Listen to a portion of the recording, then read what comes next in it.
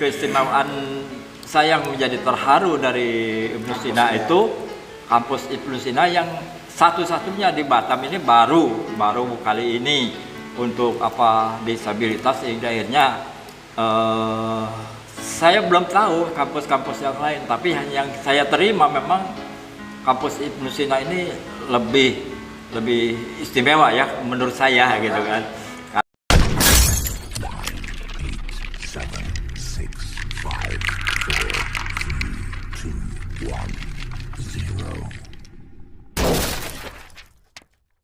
Dan saya pun tidak mau yang namanya saya ikut kuliah istilahnya enak-enak atau tenang-tenang di rumah gitu, mentang-mentang saya istilahnya tapi ya dosen-dosen itu sangat kooperatif sekali sih untuk sangat melakukan artinya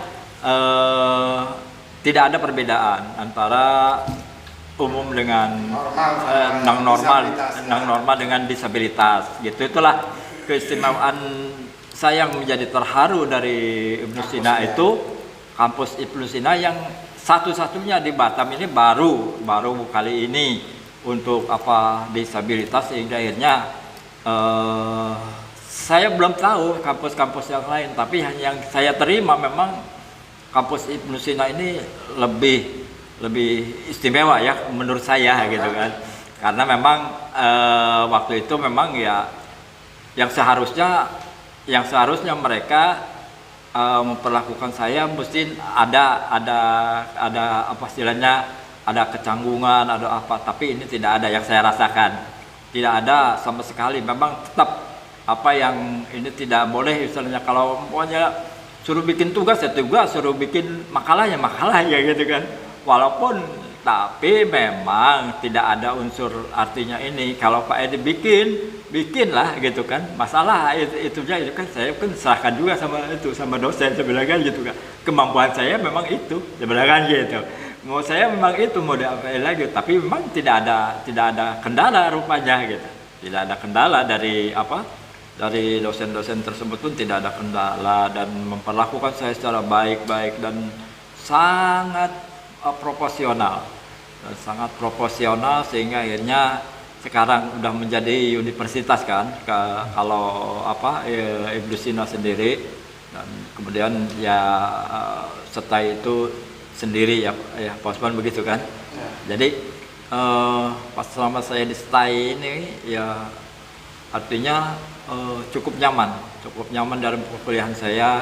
Biasa kita berangkat jam sekian, malah justru saya terkenang dengan terkenang pada waktu hari Minggu, pada hari Sabtu saya selalu berangkat kuliah gitu, selalu ini sama kawan-kawan. Malah sekarang justru udah lulus malah komunikasi agak kurang gitu.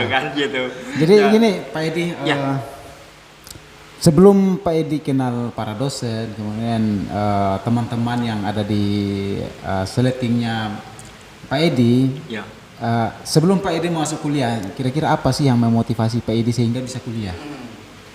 Terbesit untuk saya mau pengen kuliah lah, untuk tiba-tiba Pak Edi mendaftarkan ke STAI Ibnu Sina, kemudian diterima sebagai salah satu mahasiswa di STAI Ibnu Sina gitu. Jadi sebelum Pak Edi berjumpa dengan Pak Juni, dosen-dosen yang ada di kampus, Bu Sumianti, sebelum Pak Edi jumpa mereka, kira-kira apa sih yang memotivasi Pak Edi sehingga Pak Edi pemikiran saya lebih baik mumpung kesempatan ini saya kuliah, atau seperti apa pemikiran Pak Edi yang memotivasi Pak Edi maju duduk di bangku kuliah? Tujuan saya satu, itu yang saya tadi katakan. Saya ingin setelah saya tidak aktif lagi bekerja berjual jasa, saya ingin mengabdikan diri atau ingin memberikan ilmu. Paling tidak saya harus menjadi guru entah di kampung, entah di tapi tekad saya seperti itu.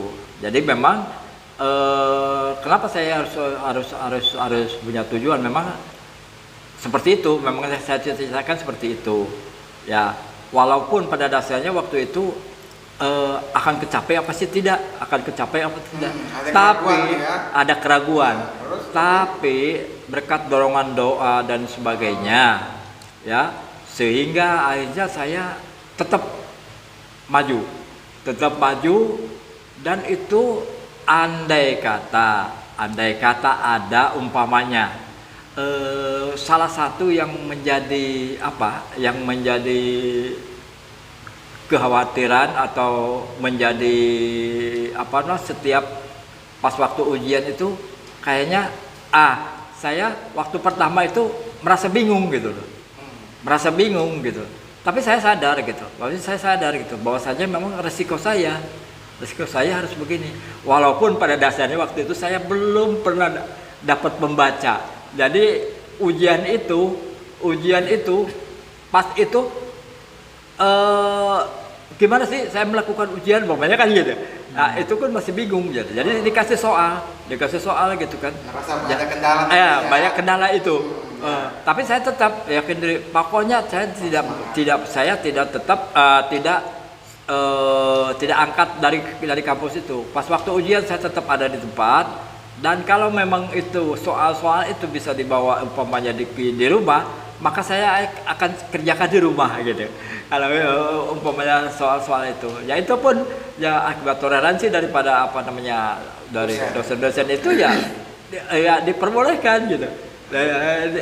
Diperbolehkan sehingga akhirnya saya bisa mengerjain, karena dengan adanya ya kalau mungkin ada apa ke saya ini ya betul sih, memang itu perlakuan itu memang betul. Tapi saya udah risiko saya memang ini, kalau memang untuk ingin mencapai satu ilmu ya harus begini gitu. Jadi dengan cobaan dengan saya tetap aja tenang. Penting konsisten kita.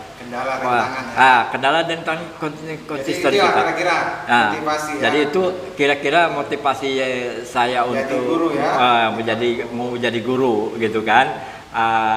Ya itu apalagi kira-kira yang yang menjadikan kendala mengenai pendanaan waktu itu. Pendanaan biaya, itu yang sangat biaya itu ya. Biaya kuliah itu kan. Jadi itu bukan sedikit kan itu. Uang pangkal udah bayar belum? Gitu. Uang pakalnya udah. Uang pakalnya udah. Cuman setiap SPP ini kadang kita telat, kadang kita istilahnya ini yang namanya kita juga kalau ada ya udah langsung ya. Secara kebetulan waktu semester 3 atau 9 itu tuh ya ada seseorang yang memang artinya menawarkan, ya artinya bukan menawarkan, jadi ingin membantu saya dalam perkuliahan itu, ingin sampai selesai, istilahnya seorang dokter itu yang namanya dokter. Seorang dokter itu namanya Dokter Maiman tuh yang dokter kandungan yang di Sungai Panas itu. Dokter Maiman. Itu memang punya klinik di mana-mana ya. Dokter kandungan, spesialis kandungan. Dan istri saya pun kan sama beliau. Betul, ya di sini, ya betul. Dia Titiban Center ada juga. Salah satu di balik kelancaran kesuksesan Pak Edi. Berarti Pak Edi harus sampaikan sukses kepada Dokter Maiman yang telah membantu. Saya pun mengucapkan beribu-ribu terima kasih yang telah menyukseskan sampai saat ini pun tidak henti-hentinya beliau ingin membantu dan dengan secara ikhlas membantu saya, dan sehingga akhirnya saya bisa menjadi seorang sarjana S1.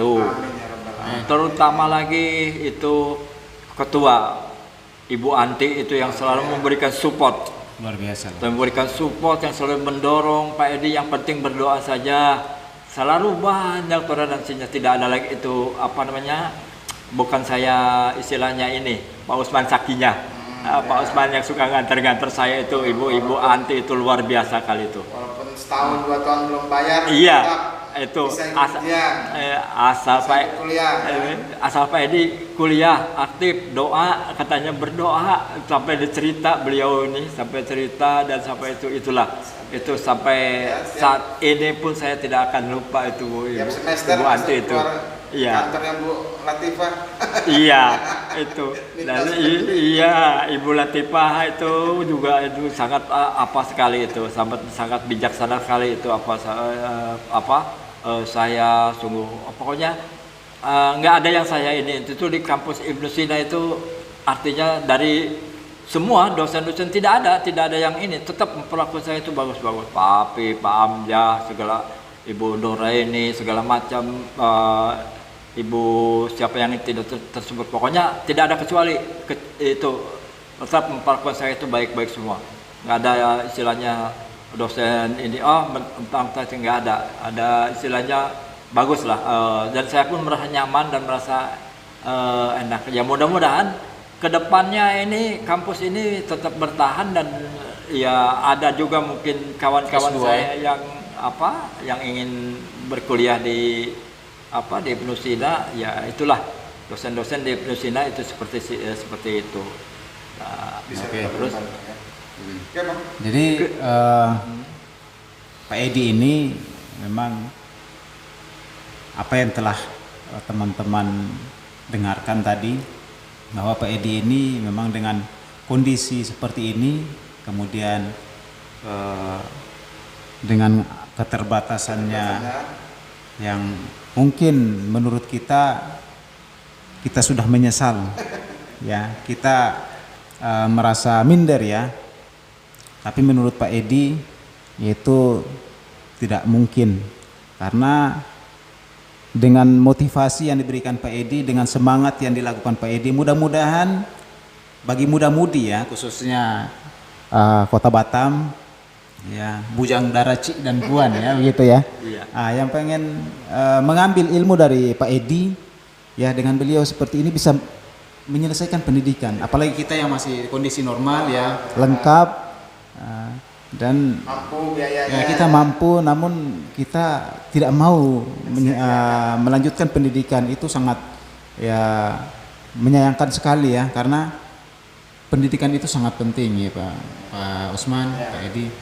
Ya luar biasa. Ini adalah, kalau menurut saya sebenarnya mulai dari awal saya kenal ya sejak ospek sama Pak Edi ini, saya itu terharu sekali. Sebenarnya begini, saya terharu itu karena apa? Dengan kondisi seperti ini dan dia bisa kuliah gitu loh, ya bisa menyelesaikan pendidikan.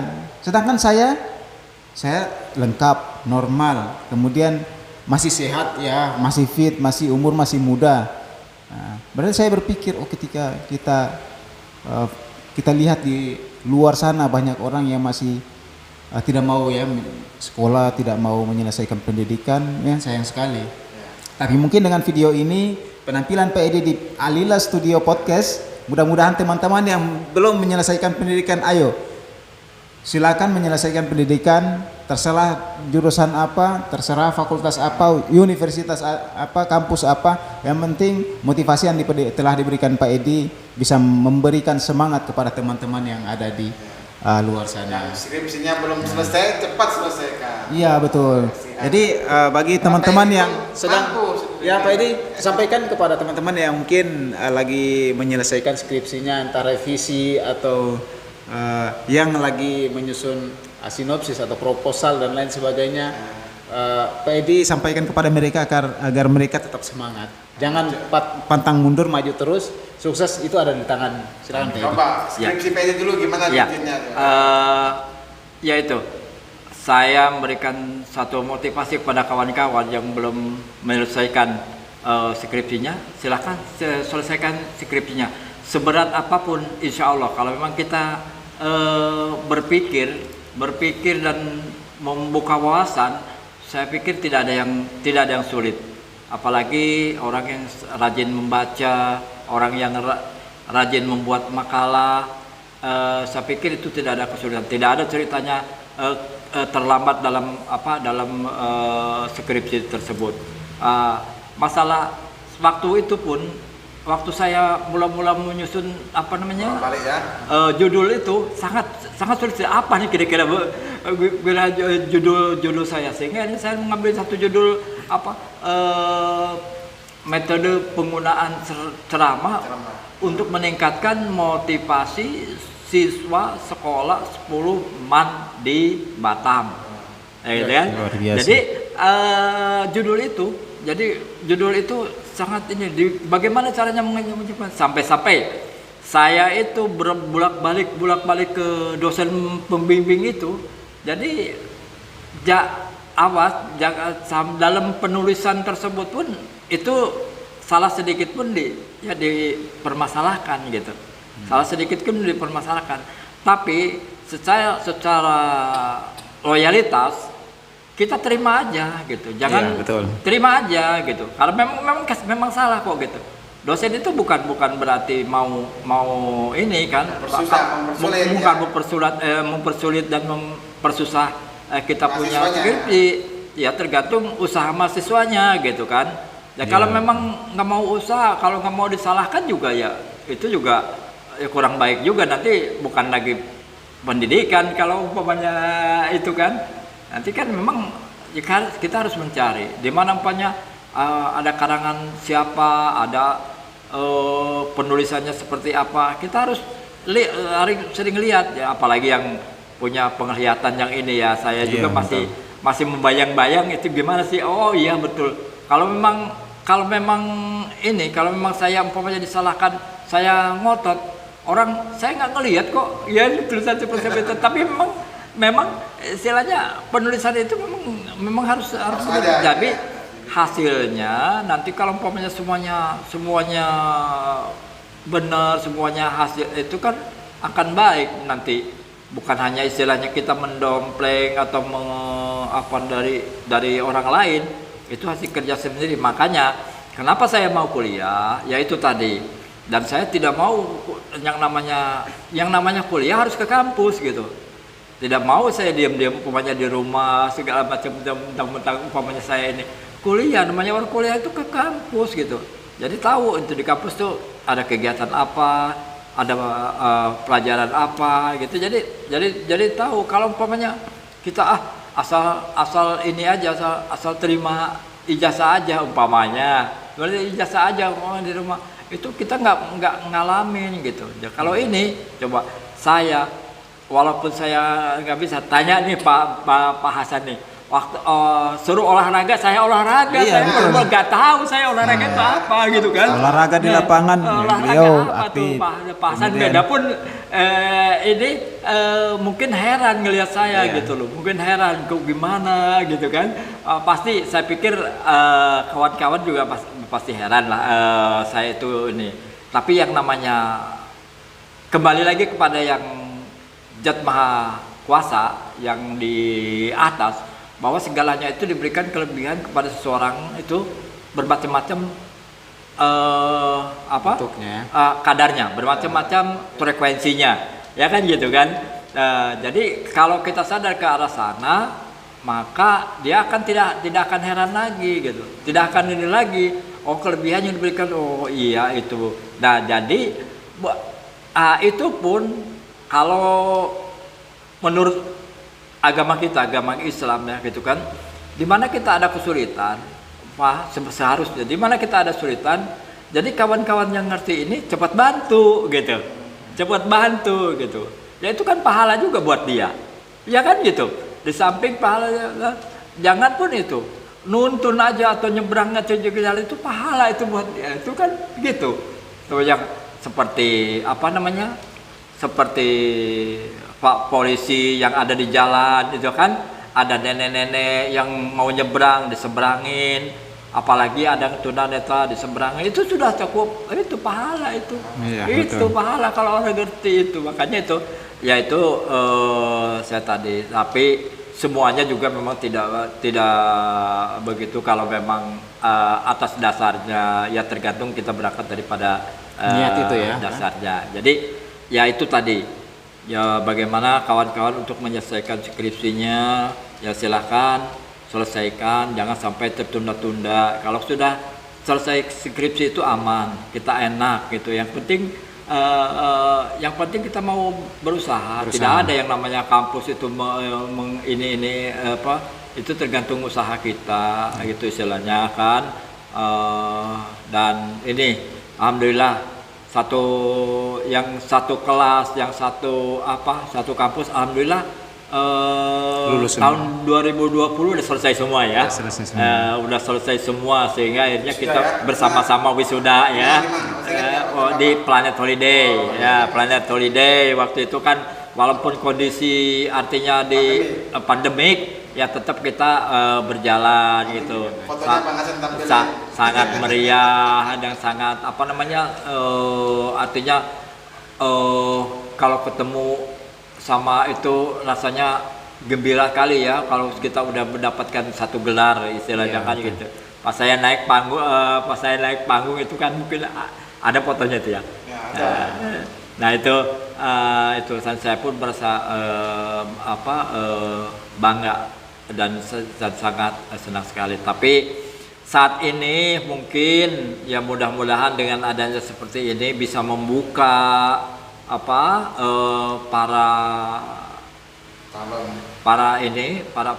calon mahasiswa ya. Para calon mahasiswa, calon sarjana ya.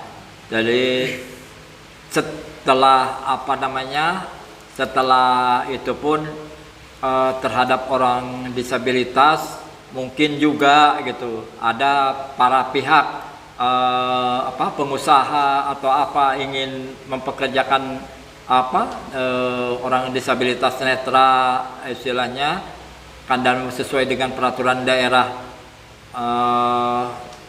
yang telah ditentukan dari Undang-Undang nomor 8 sampai nomor hak-hak dan kewajiban itu yang harus dipenuhi dan Batam ini belum bisa terwujud, belum bisa terrealisasi. Ya mudah-mudahan membuka hatinya dan membuka untuk lapangan kerja ya gitu kan, walaupun itu apa yang disesuaikan dengan kemampuan gitu kan. Saya pikir tidak ada kesulitan, bisa umpamanya kesulitannya sekarang zaman online, zaman komputer bisa kok gitu. Tunanetra juga bisa melakukan pengetikan di komputer segala macam bisa kok gitu kan. Jadi nggak usah canggung apa nih harus dikerjakan, nggak usah ngelihat itunya. Yang penting dia bisa kerjakan kayak. Jadi kekurangan itu tidak menjadikan satu kendala untuk menerima orang-orang yang disabilitas gitu. Ya untuk supaya maju, supaya berkembang, khususnya di Batam, umumnya di Indonesia. Jangan sampai seperti di Jakarta, mereka perusahaan-perusahaan sudah punya sendiri penyandang disabilitas.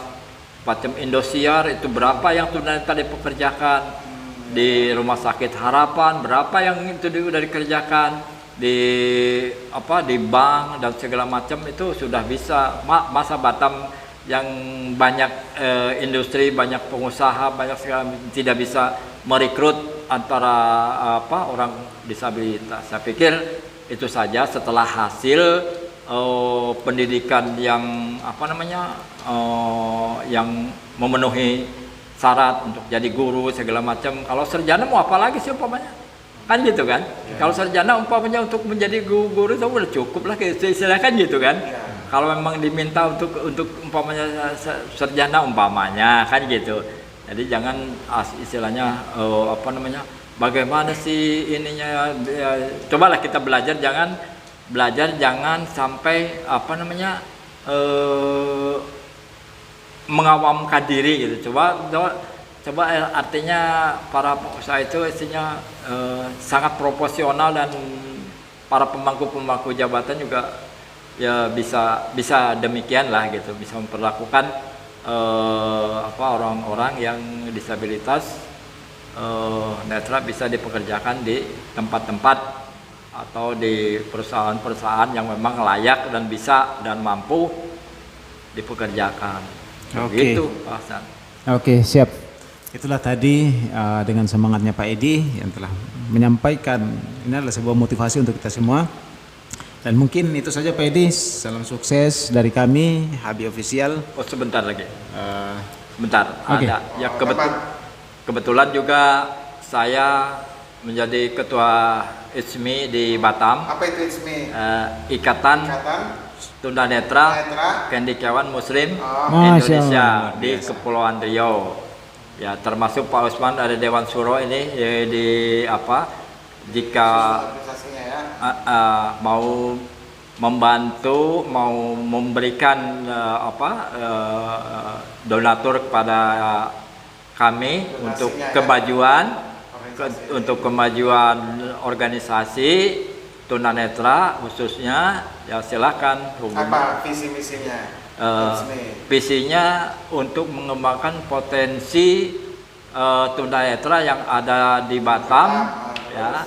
Jadi misinya mendistribusikan bahwasanya tunanetra itu ada dan mampu dan bisa juga untuk berceramah dan memberikan khotbah-khotbah di masjid-masjid atau di tempat-tempat pengajian yang memang untuk tunanetra istilahnya dibutuhkan, istilahnya kan diperlukan untuk berceramah, ya siap kami pun. Ini Dan organisasi untuk ini nasional. nasional, iya. Kepri, PID ketuanya. Oh itu, Masya Allah, luar biasa. Bisa juga menghubungi ke 0812 Oke, nomor ini. 912. 7078 Oke. 9947. Bisa juga menghubungi ke Dewan Suro Oke. 0852 72 75 65 62 ya, Ya, Pak Usman. saya Usman. Ya, Kalau di Pak Pak Samsul? Samsul 0821 7220 7502. Oke. Ya, Ini Pak Samsul. kelebihan orang Ya. tunanetra disabilitas hafal. Kalau kita Iya. taruhnya di handphone. Masih Bu. tulis, saya masih tulis lagi baru mau tanya kan. Beliau dia hafal. Jadi kita memang Allah menciptakan manusia ini kan ada kelebihan dan ada kekurangan. ya. Setiap kelebihan pasti ada kekurangan dan setiap kekurangan pasti ada kelebihannya. Jadi mungkin jadi mungkin itu saja. Terima kasih Pak Edi, Pak Usman yang telah mengantarkan Pak Edi ke sini. Kami mohon semoga Pak Edi sehat selalu, ya, tetap semangat dan tetap selalu memberikan yang terbaik sebagai Ketua ISMI Provinsi Kepulauan Riau. Akhirul kalam, nun wal kalami wa mayasturun billahi fi sabilil haq fastabiqul khairat. Wassalamualaikum warahmatullahi wabarakatuh. Terima kasih dan salam hormat kami dari Habib Official.